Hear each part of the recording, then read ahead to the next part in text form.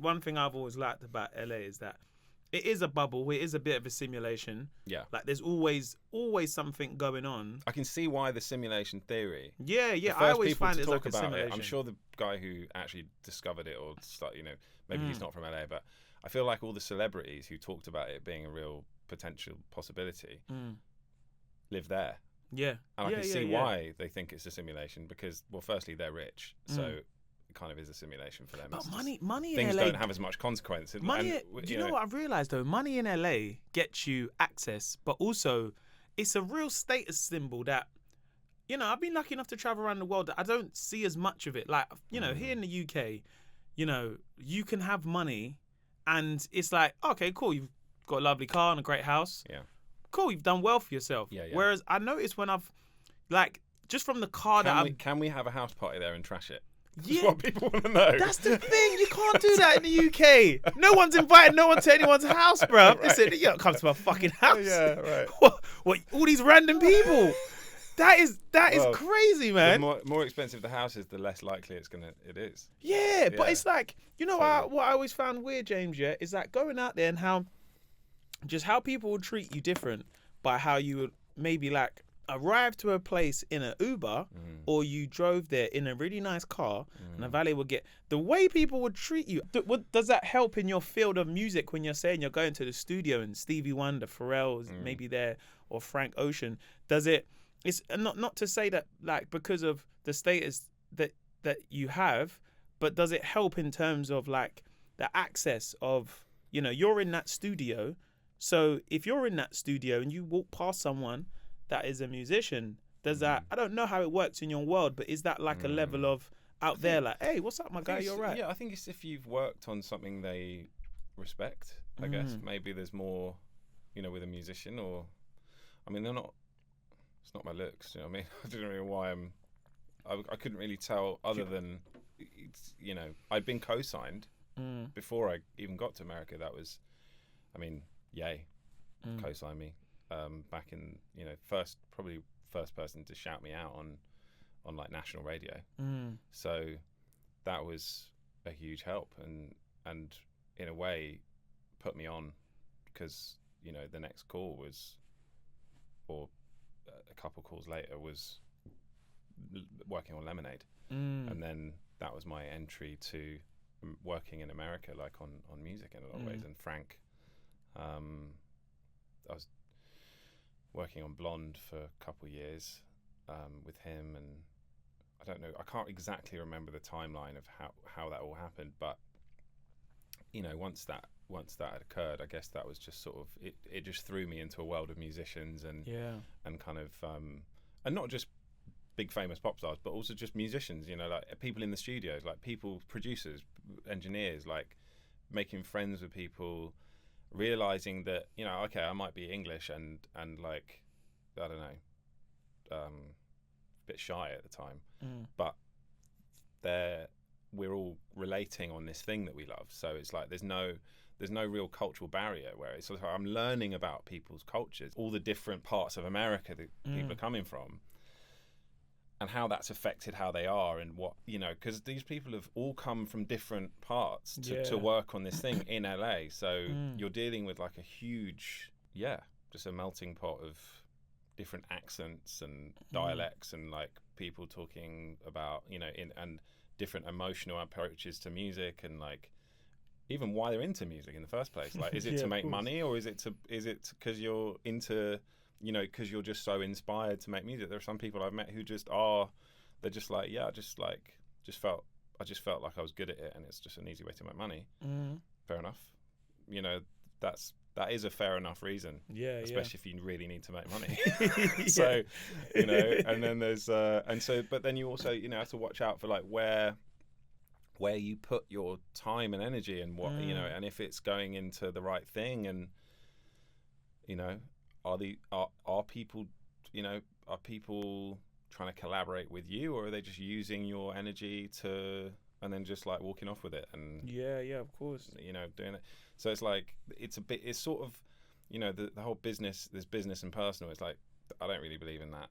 I think it's all personal really, to be honest, like not to be too bleeding heart about it. But I think on some level, especially if you're in music or you're doing something, it's just we're just giving parts of ourselves to things, and you have to be aware of your boundaries. You got to be aware of you got to like try and meet people where they are, meet people who you know, try and do things with love and like be generous and be, you know. And so I just went into the American kind of music making culture and was just very open and generous with my time, and sometimes I got burnt, and most of the time I was honestly treated really well and had a great experience. And so, you know, like when you're working with some of these artists though, James, you get like a bit starstruck, but to know that you're working on Beyonce's album, or that was I was starstruck then. That's probably the only time And is it I've like grown up listening to her music since I was really young. Like Destiny's Child was the first CD I ever bought. Yeah. I had posters of them on my wall. At the time, I don't think like other boys thought that was that cool, but I think now looking back, I was ahead of the curve. That was my first sort of, you know, like my first obsession as a group. You know, my NSYNC or whatever was Destiny's Child. Yeah. So for me, meeting her, it was a nice full circle moment. It was I mean, it was insane. It's crazy. It was absolutely insane. But you know, I was also there to work. I was there to, you know, I was there because of your talents, and you know. Well, I was there because clearly they heard something musically that might work on this song, and I just went, okay, I'm going to apply myself. Tell me what you need. I'm going to fucking do it. That's wicked, man. And what I actually did ended up being very different from what they'd asked me, but I didn't know that because I wasn't trained in writing for that kind of music, and I wasn't trained in, you know, it's like you find this with writers and stuff. It's quite easy to, like, if you just come from making your own style of music, it's quite different from studio, like jobbing writers, jobbing producers, whatever, where it's like there is sometimes a formula they'll bring that they know how to do over and over again. They know how to roughly, you know, okay, I'm going to fit this kind of roughly this formula into this. Yeah. Nothing wrong with that, but I just not what I wasn't really able to do that. If anything, I looked up to people who could do that because I was like, well, at least you can recreate this trick. I don't know how to recreate this trick. And if somebody likes Retrograde, sorry, I don't know how to help you. I'm not going to be able to do that again, probably ever. So I hope you like all of the rest of the music because you're going to get some amalgamation of all of it. And if you don't like dance, if you don't like, you know, these lyrics over here, then there is a chance that could happen. Yeah. So apologies in advance. But when you're saying that, when that's the case with Beyonce, then that's scary because you could really fuck it up and you could end up doing something that they really don't like. And then it's like I went in the studio with Beyonce and she didn't use it, and that's like that was my worst nightmare, right? So what I did, I actually. So they asked me to sing on a part of a song, I think, and instead of doing that, I ended up writing a new song and playing it at the piano and recording that. And I thought I was like finished, like I thought I'd done it, and then they were like, oh, yeah, no, we wanted this other thing, and I was like, oh shit, I don't really know how to do that thing. So, but then, as luck would have it, she walks in at that moment. Blue's with her, very young Blue. She listens to the song and she loves it. I'm like, oh my God, that is just turn up for the books, like completely. Wow. Thank God for that. And Blue thinks it's catchy. She's going forward. She's like, the song's called Forward. Blue's singing the thing back to her, and I was like, thanks, Blue. It's like I paid Blue to do it. You know, like, ends up on the album because Blue likes, maybe because Blue likes it. Anyway, no, Beyonce likes it too. But then, about 4 months later, I get an email saying, "Hey, Beyonce's she's done some backing vocals on this thing." I was like, almost couldn't move out of my seat for a second. I was like, but they sent a link to listen to it. So I go up to the studio. I built a little studio in my house, just like my dad. And she had done backing vocals on a part of the song, and honestly, I just fell back in my chair when I heard it, and it was just since then, like, I just feel, yeah, it's just like pinnacle achievement. Like, it's crazy, and it happened like pretty much the first year of me being in America. Wow, that's so beautiful, man. I think because, you know, as a musician, you know, you want to do the best for yourself in your career, but like being able to be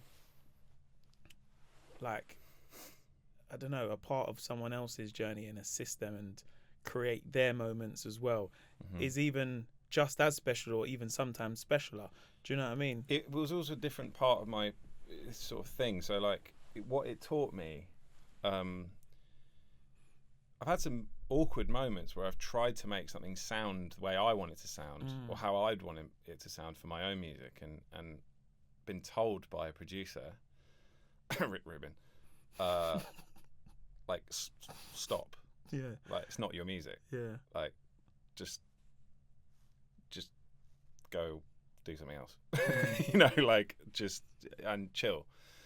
And it was funny because, like, that was embarrassing in the moment. It was like really embarrassing because he said it in front of the artist. But I learnt a really big lesson, and it taught me for the rest of my career really to get out of the way and to just help. You know, my job is to help the artist get to the best thing they can possibly do, however that is. So, and obviously I thanked him later for saying that. Yeah. But yeah, it was. I think for many years it was like a real blessing and something that I'm so glad I did. I think I did it for too long because I ended up giving a lot of people my music and my energy, who ended up either not using it or not appreciating it. And then just kind of in a lot of cases, what I realised eventually is that people basically, if they went in the studio with James Blake, they just wanted me to sing on something. And if I gave them like a beat or like something to, this is a certain type of person, by the way, not everyone. But there was a lot of times where they were just sort of attaching my name to something for the purposes of doing that, rather than actually just like making music with me. Yeah. And so I think when that started happening, I was like, okay, I'm out. Starts feeling transactional. Yeah, it's like I just, you know, it's like I'm not here to be kind of like a stamp of like authenticity on something. Like just let's make a song like that's really authentic to the both of us. And I think that's where the kind of machinery of the pop thing starts to be the antithesis of what I am. Yeah. Is like if it's not really about making organic music and it's actually just about like having someone associated with something, because then it legitimizes it in this one space or this space. It's like that's not me. That's not making music. That's a brand deal. You know what I mean? And I don't want to be a brand deal. Yeah, starts to feel like a business transaction. Yeah. Yeah. No, I hear you on that, man. And I don't know much about the music industry in a sense of like. No, I don't think a lot of us do who are not involved in the music industry. Do you know what I mean? Yeah. I know about entertainment in some ways. Do you know what I mean? Well, you could then know how transactional it can be, and how someone like yourself who's coming up with original material and who has their own thing, and you're doing your own. You know, you're sort of you've got your own like, mini empire of stuff that you're building, and like me, it's like. It comes from somewhere emotional, even if it's comedy or music. It's coming from somewhere that, like, you know, when someone says something to you and you're like, oh, you haven't really included my humanity in that. Yeah. It really does kind of sting a little bit. And you're like, it doesn't matter if I'm Mo Gilligan. It's like I'm a human who wants to be appreciated for my three-dimensional self, not you know. So. Yeah, that the industry can be difficult that way. And yes, what's good, people? My name's Mo Gilligan, and you just watched my podcast highlights of the beginning, middle, and end podcast. Now, if you did like this, feel free to like and subscribe. And if you want to catch the whole thing, I'm talking the whole juicy thing, make sure you go listen to it on the Global Player or wherever you catch your podcast. Take care. Peace.